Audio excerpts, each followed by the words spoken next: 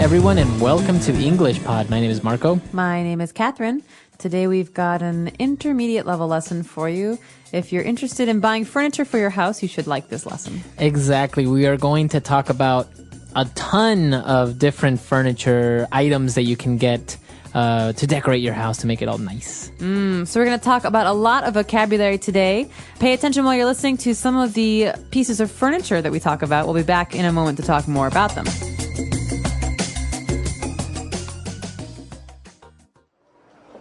How about this floor lamp? Fine, just get it. We have been shopping for furniture for 5 hours. I'm so tired. We still need to find an armoire and a dresser.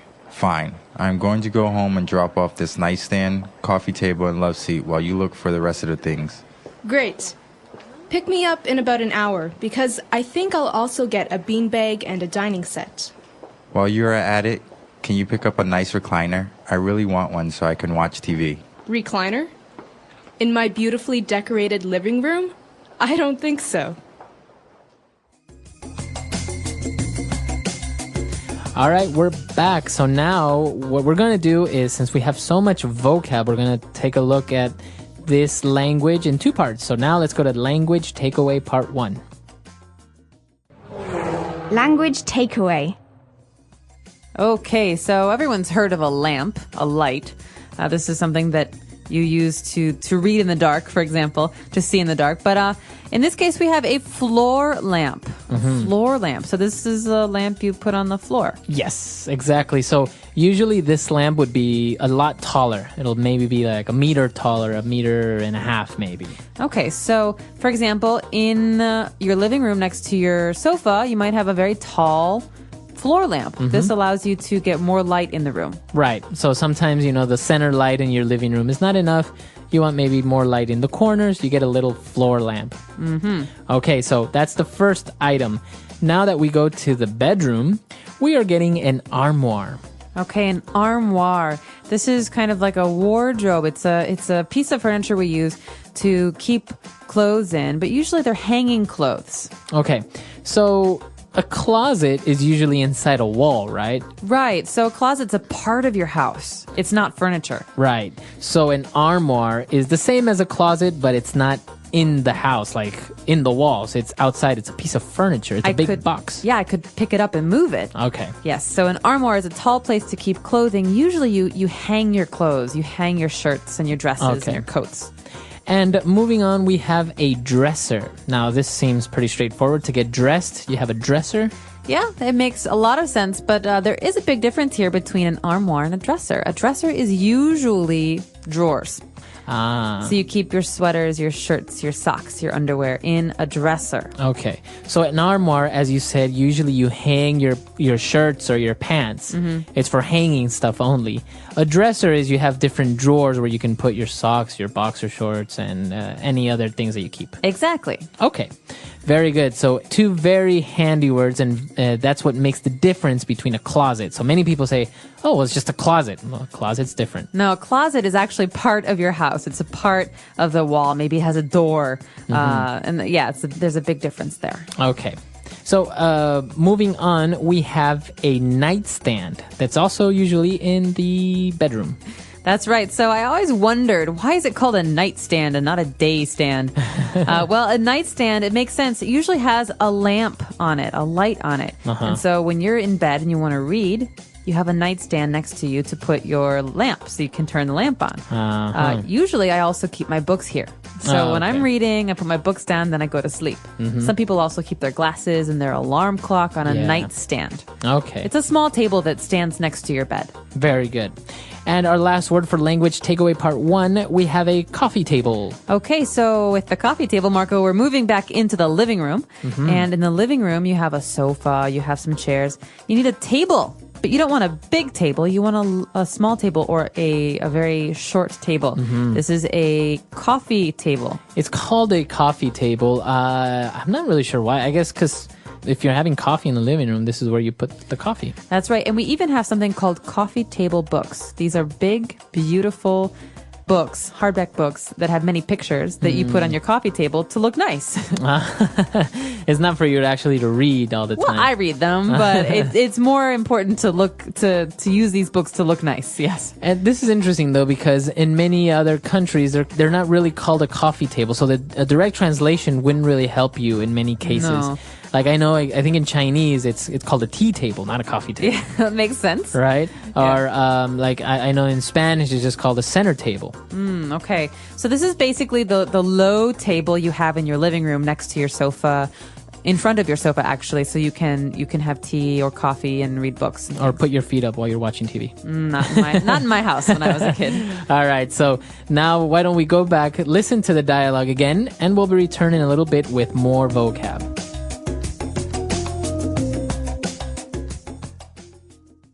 How about this floor lamp? Fine, just get it. We have been shopping for furniture for 5 hours. I'm so tired. We still need to find an armoire and a dresser.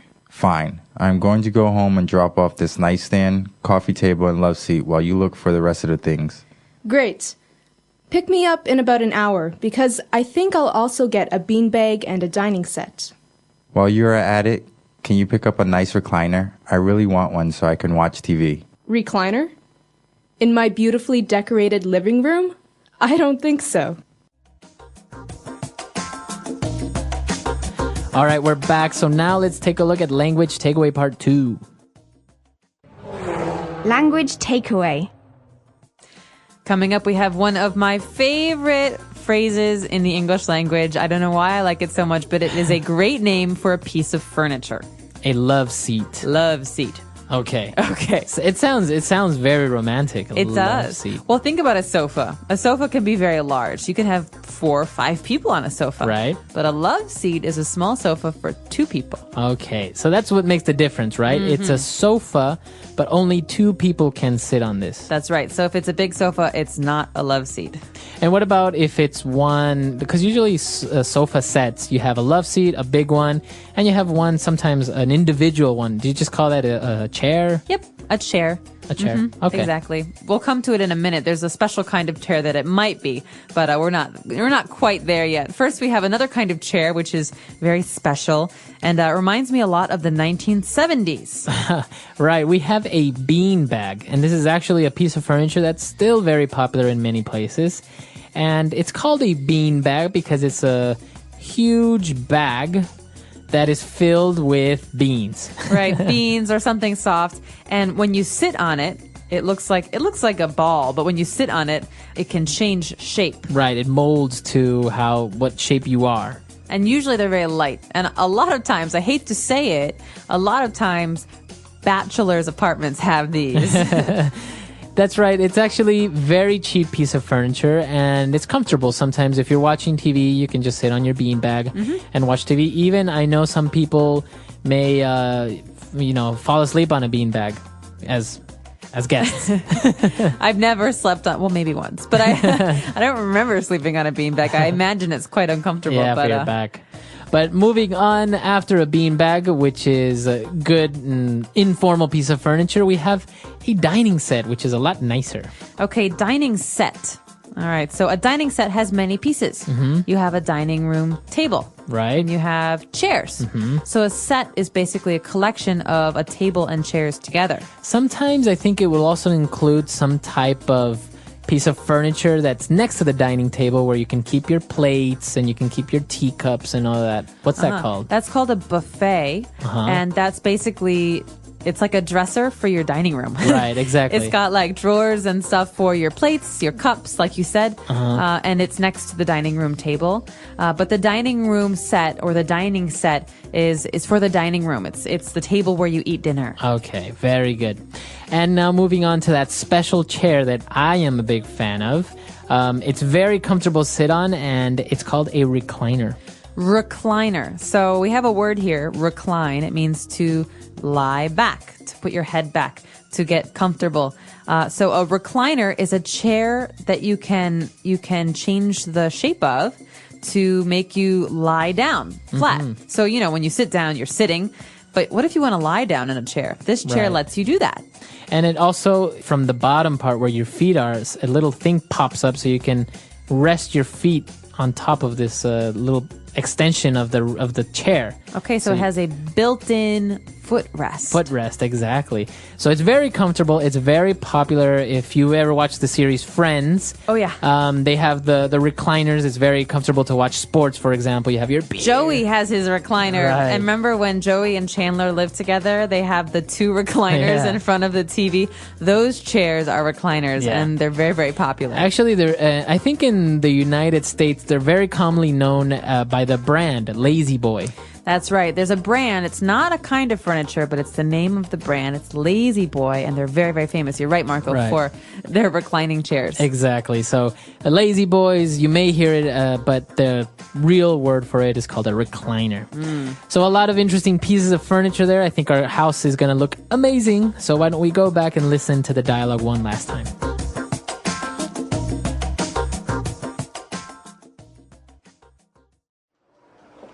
How about this floor lamp? Fine, just get it. We have been shopping for furniture for 5 hours. I'm so tired. We still need to find an armoire and a dresser. Fine. I'm going to go home and drop off this nightstand, coffee table, and love seat while you look for the rest of the things. Great. Pick me up in about an hour, because I think I'll also get a beanbag and a dining set. While you're at it, can you pick up a nice recliner? I really want one so I can watch TV. Recliner? In my beautifully decorated living room? I don't think so.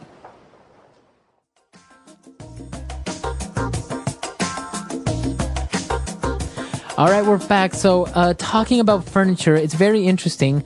How do you take it home? What do you do? And in this case, they were transporting it themselves. And the guy said, I'm going to go home and drop off this nightstand, coffee table, and love seat. So, to drop off. Okay, this is a great verb, to drop off. It's a verbal phrase, so the preposition there is off, not on. Right. So I could say, for example, Marco, I'm just going to drop off my bag at home and then I'll meet you guys for dinner. That means I'm going to go to my house and put down my bag and then I'll leave. So to drop off is basically to go somewhere so you can put something in that place. But it doesn't mean that you're going to go to that place and stay there. Right. So if I say I'm going to drop off the kids at school, that means I'm going to take the kids and leave them at school and then go away. It doesn't mean you're going to school yourself. Right, exactly. So can you drop off the laundry at the dry cleaners, please? Very good. So I'm going to take the laundry to the dry cleaners, leave it there, and then go somewhere else. So what happens at 3 o'clock when the kids are still at school? That's right. Now we use the opposite verbal phrase, and that is to pick up. Okay, drop off, pick up. So you go pick up the kids, you go pick up the laundry. So this isn't just about picking something up from a table or the ground. You can actually use your car to pick something up. Right. You go and retrieve it. So I'm going to the post office to pick up my package. Very good. So phrases that you're going to have to use if you're talking about furniture, if you're talking about buying something. And while we're on the topic, I know that one of the most popular places to buy furniture is IKEA. Are you a big fan of IKEA? I like IKEA, and I love what they've done for people who don't want to spend too much money on furniture. Furniture is expensive. Furniture is very expensive. You can spend $5,000 on a sofa. Yeah. And so IKEA is a wonderful brand and I think a wonderful company because it makes good-looking furniture affordable. And it's because you put it together yourself, right? That's right. A lot of things you have to assemble or put together by yourself. So you buy it in a box and then you make it. And it's a little bit frustrating sometimes. But for people like me, and I'm sure people like you, it's part of the fun is putting stuff together. Yeah, because you kind of feel like you kind of built it, but you really didn't. So it kind of gives you that false sense of accomplishment. It's like I'm in the 19th century and I can make my own furniture. So it's very popular. I've actually, and apart from having great furniture, I understand that they have amazing meatballs. They do. Well, I'm a Swedish. I never get to eat Swedish meatballs, and here in China, they do have some of the better meatballs around. So I would recommend if you haven't tried them, try them. They're pretty good. Yeah, go to IKEA. Go to IKEA, have some dinner. Let me know. Our website is englishpod.com. Do you like IKEA and do you love their meatballs? All right, we'll see you guys there. Bye. Bye.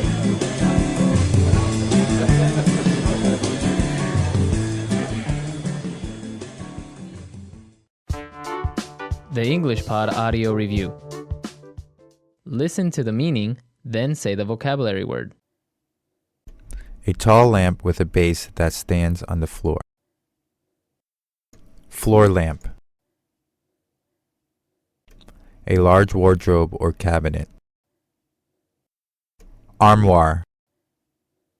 A set of shelves usually used for holding clothes. Dresser. A small table or stand placed at a bedside. Nightstand. Small sofa that seats 2 people. Love seat. An armchair that can be reclined. Recliner. During the time you are there. While you are at it. Let's try that faster. A large wardrobe or cabinet. Armoire. An armchair that can be reclined. Recliner. During the time you are there.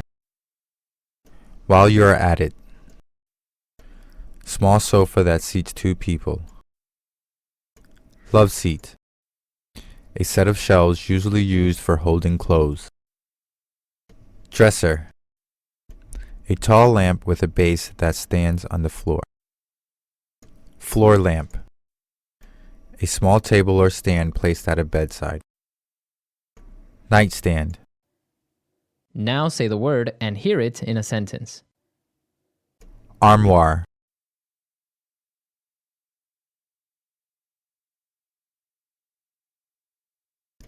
My sister prefers armoires to dressers because she can see everything at once. Armoire.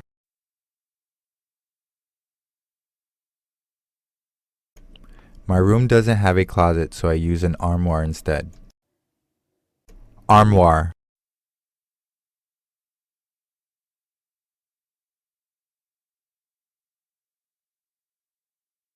He gazed longingly at the antique armoire with its carved wood and faded paintings, but he only had $50 in his pocket. Dresser. Please make sure you put your clothes away in your dresser. Dresser. He took some change out of the piggy bank on his dresser. Dresser.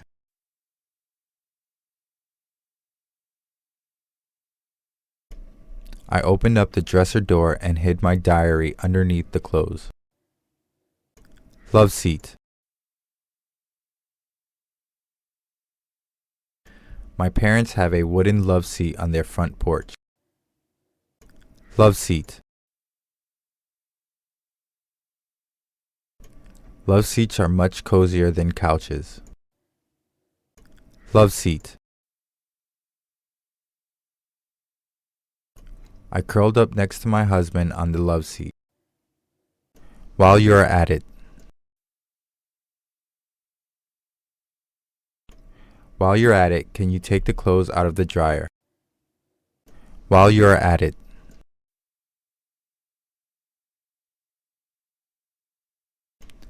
While you're at it, can you make sure the dogs have enough water in their bowl? While you are at it. Can you pick up some coffee while you're at it? Recliner.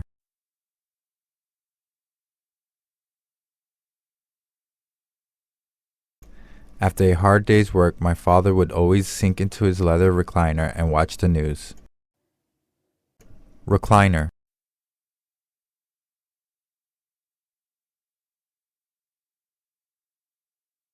A recliner is a special chair designed so that you can sit upright or recline back with your feet up. Recliner.